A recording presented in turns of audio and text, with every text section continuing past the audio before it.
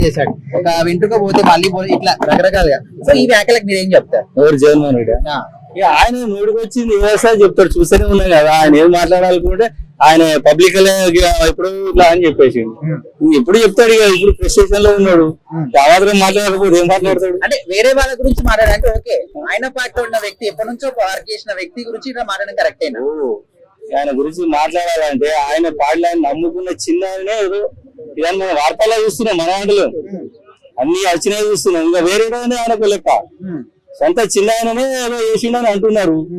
ఇంకా విజయసాయి రెడ్డి ఆయన లెక్కన రక్త సంబంధికుని అలా దూరం పెట్టిండు, తల్లిని చెల్లిని దూరం పెట్టిండు. ఇక విజయసాయి రెడ్డి ఎంత అలా తల్లినే పక్క పెట్టిండు, చెల్లినే పక్క పెట్టిండు. విజయసాయి రెడ్డి అదో లెక్కన ఆయనకు. అయితే అలాంటి వ్యక్తికి ఇలాంటి పవన్ కళ్యాణ్ గారు ఒక గొప్ప వ్యక్తి ఆయన అర్హత లేనే లేదు. పవన్ కళ్యాణ్ గురించి మాట్లాడే అర్హత జగన్మోహన్ రెడ్డి గారికి లేదు. అది నా ఒపీనియన్, నా పర్సనల్ ఒపీనియన్. నాకు తెలిసినంత వరకు నేను చూసిన రాజకీయ వ్యక్తుల గురించి ఉన్న అవగాహన మేరకు చెప్తున్నాను. అంటే ఇప్పుడు పవన్ కళ్యాణ్ గారు వచ్చిన తర్వాత బాగుంది పరిపాలన. బాగుంది. జగన్మోహన్ రెడ్డి పరిపాలన గురించి మాట్లాడడం వేస్తాండి. ఇప్పుడు ఈయన చేసే పరిపాలన గురించి మనం చూస్తున్నాం. ఆయన ఎవరికి ఏ హాని చేయకుండా సాధ్యమైనంత వరకు మంచి చేసుకుంటూ పోతున్నాడు, చేయాలని తపన పడుతుంది.